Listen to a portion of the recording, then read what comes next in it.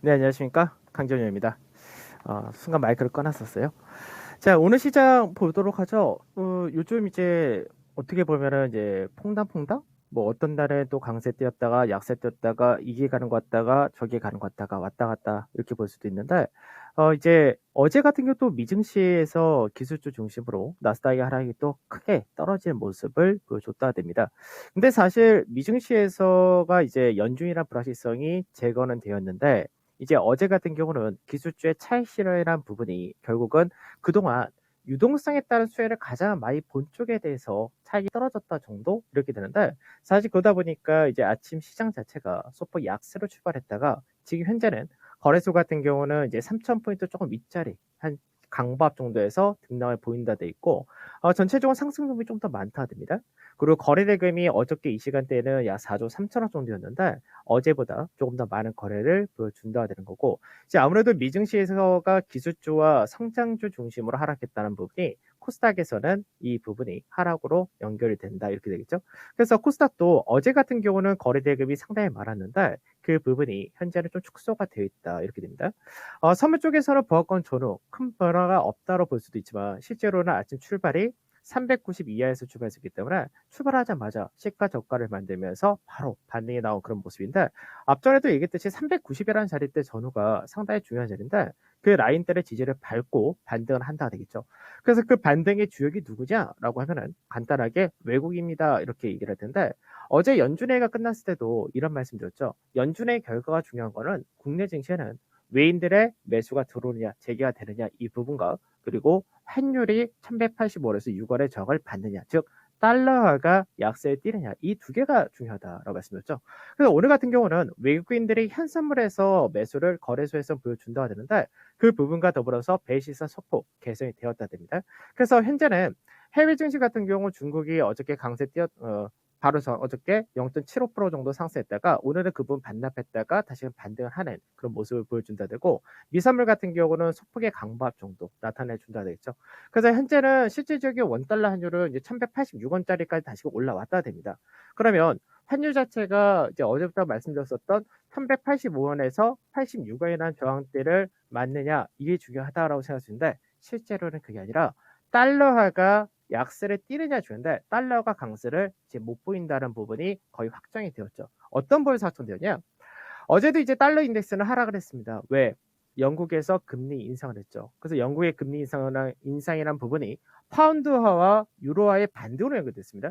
그러면 달러화와 이제 어느 정도 비중을 맞춰가면서 가장 영향이 큰 환율이 유로화와 파운드화이기 때문에 이 두 개의 통화가 반등이 나왔다는 부분은 달러가 이제 추가적인 상승이 막혔다 이렇게 보시면 됩니다. 그래서 실제로 오늘 같은 경우 환율이 뭐 장중에는 385원 전후 왔다 갔다 하기도 했고 지금 현재 6원에 살짝 넘어왔더라도 큰 의미가 없다고 생각하시면 될 것 같습니다.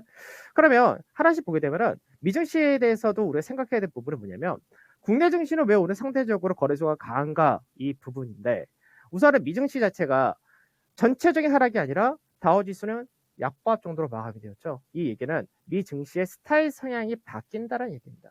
그러니까 우리가 예전에는 미증시 같은 경우에서 이제 기술주가 강세를 띈다 또는 성장주가 강세를 띈다 이 부분을 국채 수익률 갖고 많이 판단을 했었거든요. 근데 사실 국채 수익률은 별로 중요치 않다는 얘기죠. 왜 그러냐? 어제 같은 경우 보게 되면 S&P 500을 보게 되면 상승 종목 수가 265개 종목이었고 하락 종목 수가 231개 종목이었는데, 대부분의 하락은 빅테크 중심의 성장주 하락이었고 반대로 강세를 띄었다가 된 쪽은 실물 경기 관련된 저평가 실적 관련된 종목들의 상승이 강했다는 얘기죠. 그런데 특히나 오늘 우리나라 시장도 마찬가지고 미증시도 마찬가지지만 금융주가 강세가 굉장히 도드라진다가 됩니다. 그러면 금융주는 예전에 어떻게 되냐면 올해 시장에 성향이 있었죠. 국채 수익률이 강세를 띌 때는 시장에서 어떻게 되냐? 금융주 이쪽에 안전처가 되고 오히려 가치주가 부각되는 그 과정이 있었고, 반대로 국채 수익률이 올라갈 때는 또 그만큼 성장주가 안 좋았습니다. 그래서 그 부분이 이제 계속해서 반복이 되다가 어느 순간 이제는 테이퍼링 결정도 나왔고 그리고 이제 금리 인상이라는 부분도 다 나왔는데, 그러면 앞으로 금리 인상 3차례 한다가 시장에서 깔려져 있는 상태에서 국채 수익률 밑으로 더 빠지기는 쉽지가 않다 되겠죠. 당연히.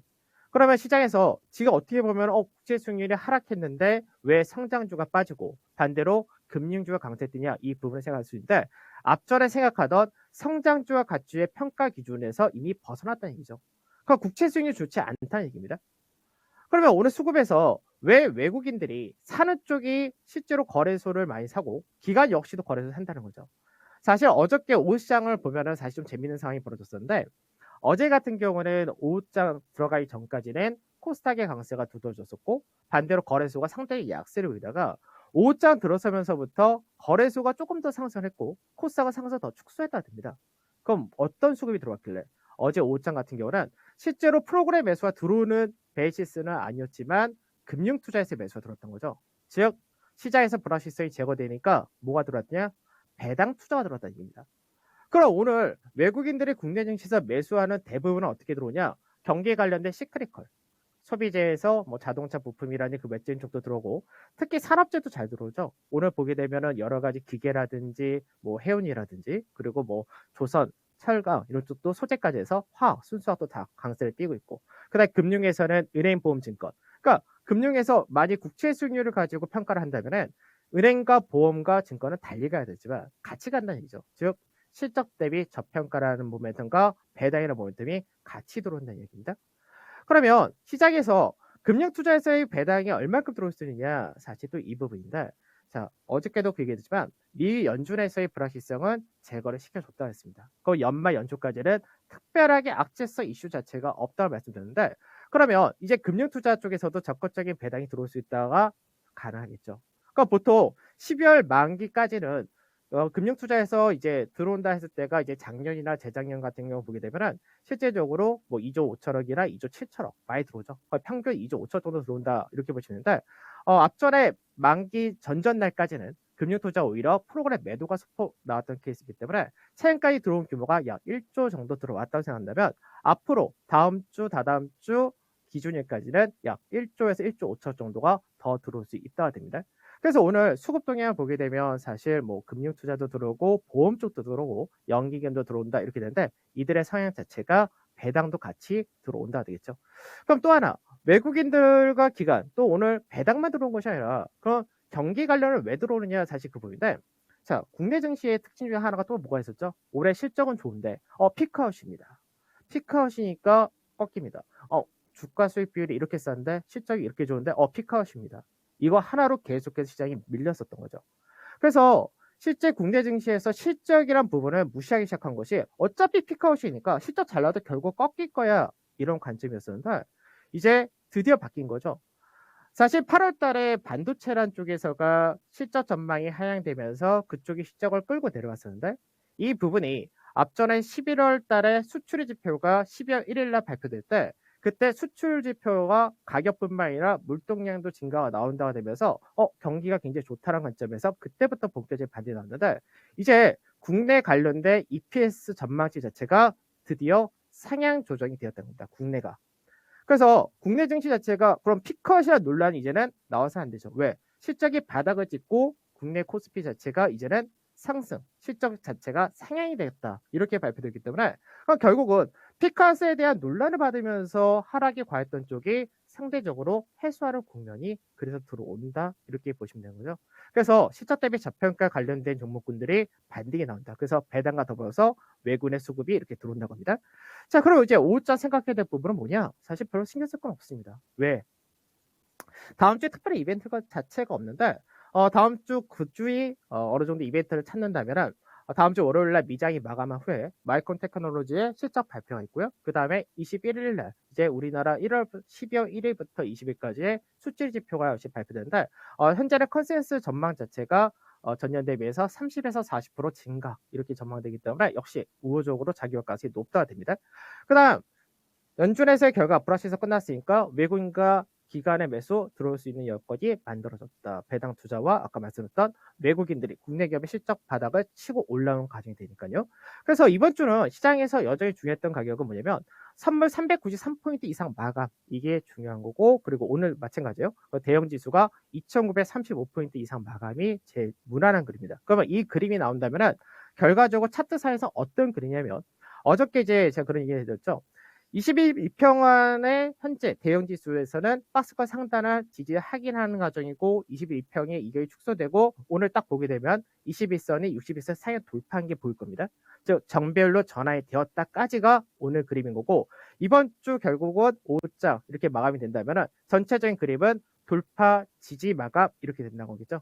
그럼 이제 향후 시장에서 당분간 어떻게 될 거냐? 스타일별 차별화가 나타날 수밖에 없다. 지금 무슨 얘기냐면 그동안 과하게 빠졌던 쪽에서는 반등을 할 것이고 너무나 과하게 올라온 쪽에서는 차익 실현이 나타나면서 어느 정도 극단적으로 쏠림화가 있었던 부분을 해소하는 과정으로 전개된다 정도 이렇게 보시면 될 것 같습니다. 자, 오늘 저는 여기서 마무리하도록 하고 5장 선고 투자하시고 다음 주 찾아뵙도록 하겠습니다. 감사합니다. 네, 깡센의 인사이드였습니다. 다음 주 주식시장 수급의 중요성에 대해서 언급을 해주셨는데요. 금융투자를 중심으로 한 기관의 매수 그리고 외국인의 매수가 배당을 노리고 연말에 들어올 수 있을지 관건이라고 판단을 하고 있습니다. 또 다음 주에 마이크론 월요일에 실적 발표 또 수출 지표가 21일에 대기하고 있다는 점도 중요한 변수로 보셨네요.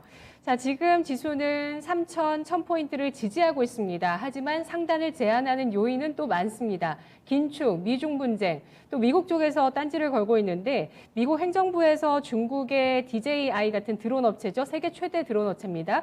DJI를 포함해서 8개 중국 기업에 대해서 투자 블랙리스트에 올렸다는 소식, 그리고 또 중국의 34개 기관과 기업에 대해서 수출 제재 목록에 올렸다는 소식으로 중국장이 지금 좀 조정을 받습니다. 중국, 일본 오늘 0.7에서 0.9% 하락세를 띠고 있는데요. 거리두기, 또 이익 전망치 하향 조정 이런 것들이 시장을 또 저항을 나타내게 하는 요인입니다. 자, 시장이 사실 쉽진 않지만 이런 가운데 수급의 변화만 있다면 시장이 좀 더 키를 상승으로 잡고 갈 수 있겠다는 그 가능성들 수급 계속 살펴보시죠. 지금까지 투자 판단에 도움드릴 수 있는 내용들 전해드렸습니다. 다만 주가의 상승과 하락을 보장하지는 않습니다. 오전장이었습니다. 고맙습니다.